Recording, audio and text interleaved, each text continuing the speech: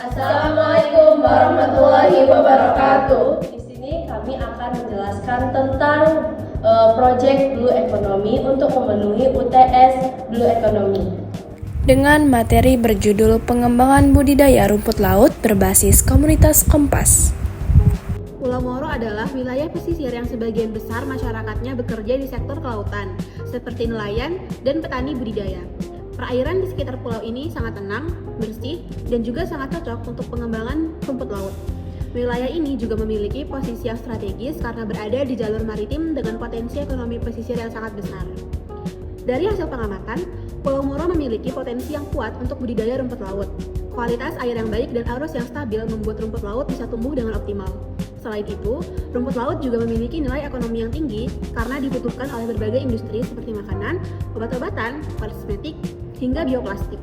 Modal usaha yang dibutuhkan juga tidak terlalu besar sehingga dapat memberikan pendapatan yang menjanjikan bagi masyarakat pesisir.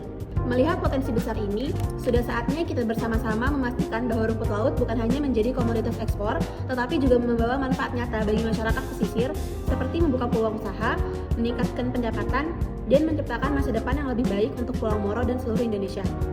Jadi intinya adalah budidaya rumput laut di Pulau Moro itu memiliki peluang yang besar banget karena lingkungannya sangat cocok dan biayanya murah serta hasilnya bisa untuk membantu ekonomi warga.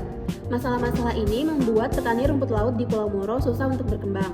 Jadi walaupun mereka memiliki potensi rumput laut yang besar, tetapi kenyataannya mereka masih kesulitan karena harganya tuh nggak stabil, modal yang dimiliki itu kurang, dan hasil panen nggak bisa diolah secara maksimal. Makanya membutuhkan dukungan supaya usaha mereka dapat lebih maju lagi. Masalah sosial ini membuat kerjasama di Pulau Moro menjadi kurang lancar. Karena masyarakat nggak diajak dalam perencanaan, akhirnya memunculkan konflik antar kegiatan seperti budidaya, nelayan, serta pariwisata. Ditambah lagi, pengetahuan mereka soal teknik budidaya dan standar ekspor masih kurang. Jadi perlu pendampingan supaya semuanya bisa berjalan dengan baik. Masalah lingkungan ini membuat budidaya rumput laut jadi semakin berat. Kalau kualitas airnya turun, musim tanam berubah-ubah. Jadi lokasi budidaya itu nggak ditata dengan benar. Hasil panen jadi nggak maksimal dan lebih gampang terkena penyakit. Jadi penting banget adanya pengelolaan yang baik supaya ekosistem laut tetap sehat dan usaha masyarakat bisa terus berjalan. Jadi pendekatan ekonomi biru dan community based fisheries ini penting banget karena membuat masyarakat di Pulau Moro lebih punya kendali atas sumber daya laut mereka sendiri. Dengan adanya cara ini, manfaat ekonomi bisa dirasakan bareng-bareng oleh semua masyarakat. Lingkungan tetap terjaga dan kesejahteraan masyarakat juga meningkat. Intinya adalah semua menjadi lebih adil dan berkelanjutan dengan baik. Kita masuk ke bagian bisnis modal kanvas atau BMC. Kita masuk ke dalam pertama itu customer segment. Nah, berdasarkan dokumen, segmen pelanggan itu meliputi industri makanan seperti agar-agar, jelly, mie sehat. Nah, yang kedua adalah industri kosmetik dan skincare. Seperti kita tahu banyak kosmetik atau skincare yang menggunakan bahan baku dari rumput laut. Nah, yang ketiga itu eksportir rumput laut karena kita akan melakukan perdagangan di ranah yang lebih luas yaitu eksportir, maka kita akan membutuhkan volume yang lebih banyak dan kualitas rumput laut yang lebih baik. Nah, yang keempat itu UMKM pengelola rumput laut. Nah, kita tidak hanya fokus untuk ekspor, tapi kita akan fokus ke UMKM lokal di sekitar Pulau Moro. Nah, yang kelima itu ada konsumen retail via marketplace yang melalui TikTok, Shopee, Lazada. Nah, seperti itu. Nah, yang kedua itu kita akan membahas tentang integrasi ekonomi biru dan CBF. Nah, yang dimana itu produk berasal dari budidaya ramah lingkungan, mendukung keberlanjutan sumber daya laut. Kita akan mengusahakan lingkungan kita tempat untuk budidaya nanti itu harus bersih dan ramah lingkungan untuk masyarakat sekitar atau masyarakat lokal. Jangan sampai menghasilkan limbah-limbah yang bisa berdampak terhadap kesehatan lingkungan sekitar.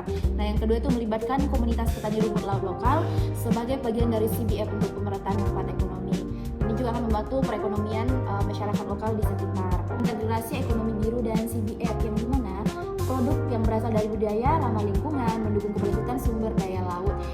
Artinya kita akan melakukan budidaya tanpa adanya pencemaran lingkungan terhadap tempat kita budidaya nanti. Jangan sampai itu berdampak terhadap kesehatan lingkungan sekitar. Nah, yang kedua itu melibatkan komunitas rumput laut lokal sebagai bagian dari CBF untuk pemerataan manfaat ekonomi.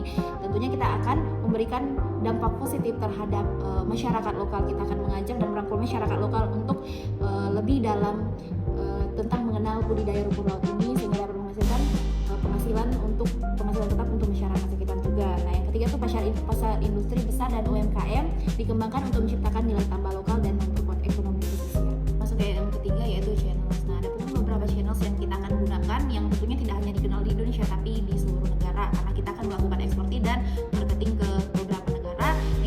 Yang kita gunakan yaitu saluran distribusi meliputi media sosial seperti IG atau Instagram, Facebook, TikTok, marketplace seperti Shopee, Tokopedia, serta distributor dan reseller di setiap negara nanti yang akan kita tuju. Yang kelima adalah kontrak pasokan ke industri besar. Karena kita akan melakukan eksportir, pasti kita akan mengusahakan channel-channel tersebut dikenal di berbagai negara atau bisa seluruh negara. Jadi kita masuk ke yang keempat yaitu customer relationship.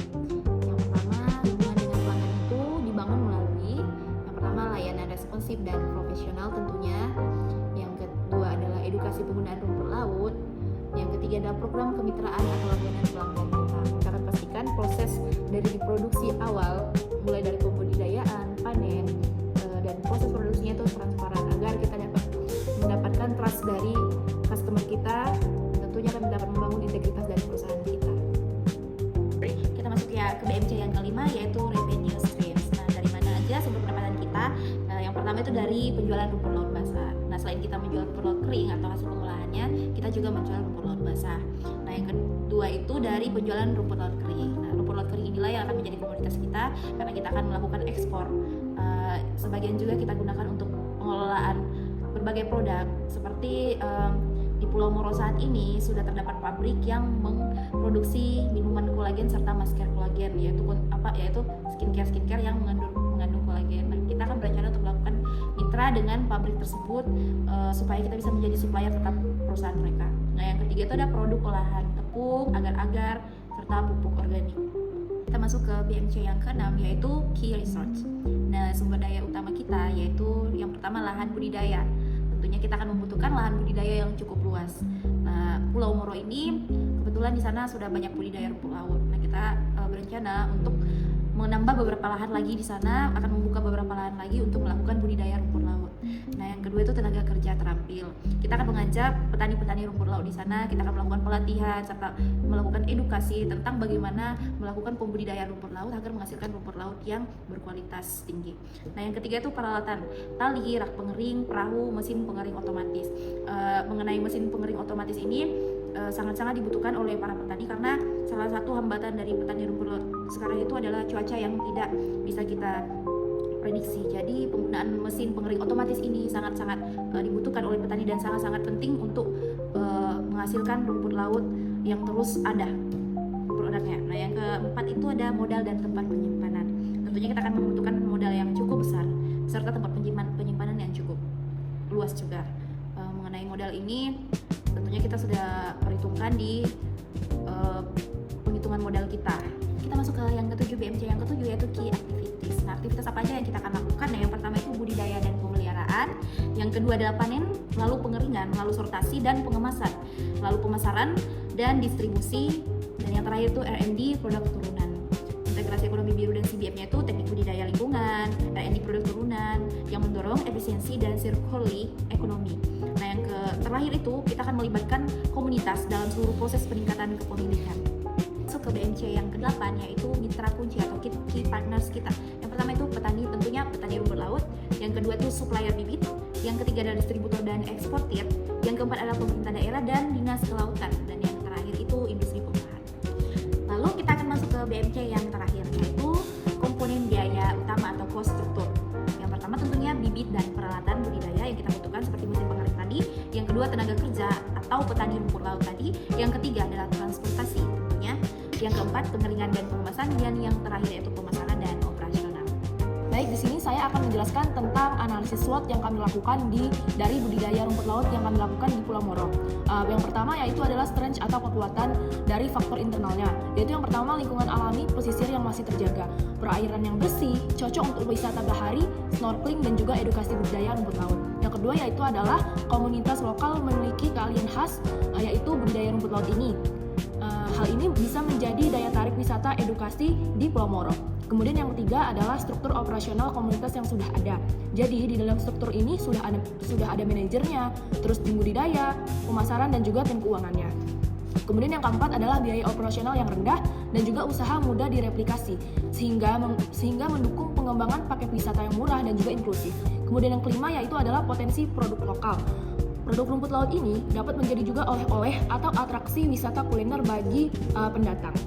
Baik, saya akan menjelaskan tentang weakness atau kelemahannya. Jadi yang pertama itu adalah fasilitas pasca panen atau infrastruktur wisatanya terbatas. Jadi minimnya sarana pelatihan, dermaganya terlalu kecil, area transit wisatawan belum tertata. Kemudian yang kedua adalah kapasitas SDM wisata itu masih rendah. Jadi komunitas ini belum terlatih secara hospitality, guiding, terus pengelolaan wisatanya. Yang ketiga yaitu adalah keterbatasan promosi dan pemasaran digitalnya. Selama ini lebih fokus kepada pemasaran rumput laut, jadi bukan ekowisatanya. Yang keempat yaitu adalah administrasi dan tata kelola yang masih perlu diperkuat dan diperbaiki. Jadi transparansi keuangan dan SOP pelayanan wisata itu masih belum matang dan perlu kita perbaiki lagi. Baik, di sini yaitu adalah opportunities atau peluangnya dari faktor eksternalnya. Yang pertama yaitu adalah tren ekowisata dan blue economy ini semakin meningkat. Wisata edukasi budidaya laut mulai banyak dicari wisatawan. Yang kedua yaitu adalah dukungan pemerintah terhadap desa wisata dan ekonomi pesisir. Peluang kita adalah mendapatkan pelatihan, bantuan sarana, dan juga program CSR. Yang ketiga yaitu pasar wisata bahari yang terus berkembang. Wisatawan urban terus mencari destinasi yang alami dan tidak terlalu ramai.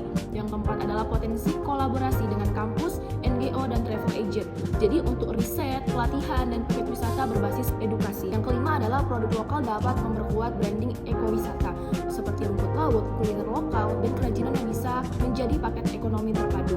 Baik, yang terakhir adalah threats atau ancaman dari faktor eksternalnya. Yang pertama yaitu adalah fluktuasi kualitas lingkungan laut.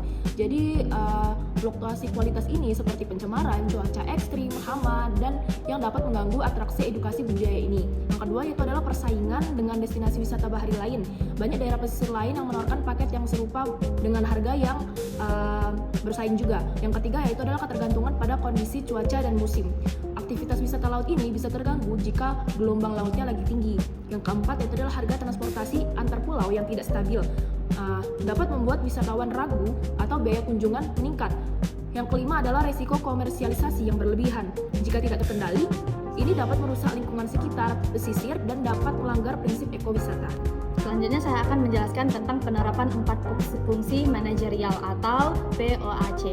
Nah, di sini ada planning atau perencanaan. Jadi planning ini berfokus pada perencanaan berdasarkan laporan operasionalnya dengan menyusun program kerja budidaya mulai dari persiapan bibit, pemasaran tali, perawatan, dan jadwal panennya. Jadi penetapan target ini sesuai dengan KPI. Dari KPI itu ada produktivitas per hektar, kualitas panen, kadar air, dan kepastian dari pasokannya. Dengan mempersiapkan rencana hilirisasi sederhananya, ada beberapa yaitu pengeringan lebih optimal, pengemasan yang baik, serta rencana pengolahan atau misal produknya produk organik. Selanjutnya ada dari strategi mitigasi resikonya yaitu ada fluktuasi harga, hama, dan penurunan kualitas air. Jadi tujuannya adalah dengan memastikan kualitas stabil, produksi efisiensi, dan pendapatan dari 17,5 juta per bulan tercapai dengan konsisten. Selanjutnya ada di organizing atau pengorganisasian. Jadi mengacu pada struktur operasionalnya dalam laporan yaitu dengan membentuk struktur organisasi atau koperasi dengan unit ada manajer operasional, tim budidaya, dan pengelolaan atau pasca panen, dan tim pemasaran serta dengan tim keuangannya. Jadi pembagian tugas ini jelas untuk setiap tahapan budidayanya dari panen, pengeringan, pemasaran, dan pencatatan biaya. Dengan menyusun tata kelola atau SOP-nya meliputi dengan standar kualitas dari alur kerja dan transportasi keuangan. Jadi bertujuan untuk operasional tertata dengan rapi, produktivitas meningkat. Ketiga yaitu accounting atau pelaksanaannya. Jadi tindakan yang harus dijalankan oleh komunitas ini yaitu launching atau memperlakukan resmi sistem kerja baru dalam koperasi. Dengan pelatihan skill bagi anggota komunitas yang meliputi penanganan pasca panen atau pengeringannya, sortasi, dan kadar airnya. Dengan pemasaran digital atau media sosial dan juga marketplace, jadi pencatatan keuangannya dengan sederhana, pelaksanaan produksi hariannya yaitu budidaya, panen, pengeringan, pengemasan, dan pemasaran. Nah, dari beberapa step tersebut ada bertujuan untuk komunitas terampil, kualitas meningkat, pemasaran lebih luas, dan pendapatannya juga lebih stabil. Selanjutnya ada yang keempat dari controlling atau pengendaliannya. Nah, dari beberapa faktor-faktor tersebut termasuk yang controlling ini berdasarkan indikator laporan operasional juga dari pengawasan kualitas melalui kontrol KPI, yaitu ada kadar air, mutu panen, produktivitas, keberhasilan produk.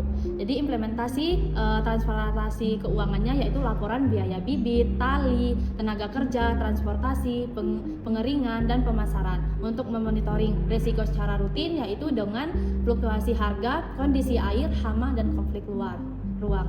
Jadi dengan mengevaluasi bulannya, membandingkan hasil produk dan laba dengan target serta biaya operasionalnya. Jadi bertujuan untuk menjaga mutu produk, menjaga kepercayaan pembeli, dan memastikan keberlanjutan usahanya. Jadi dari beberapa yang saya jelasin tadi, termasuk sampai controlling, di sini ada penjelasan singkatnya yaitu strategis implementasi usaha. Rumput laut di Pulau Moro ini berfungsi pada peningkatan kualitas produksi, penguatan manajemen komunitas, perluasan pemasaran, dan pengendalian biaya. Jadi POAC ini perencanaan mencakup penyusun program kerja dan target produksi melalui pengorganisasian dilakukan dengan membentuk struktur koperasi yang jelas dengan pelaksanaan yang dilakukan melalui operasional budidaya dan pelatihan komunitas, serta mengendalikan di pengendaliannya itu difokuskan pada pengawasan kualitas dan transportasi keuangannya. Dengan pendapatan ini memastikan usaha ini berjalan dengan efisien, berkelanjutan, dan memberikan manfaat ekonomi bagi masyarakat pesisir.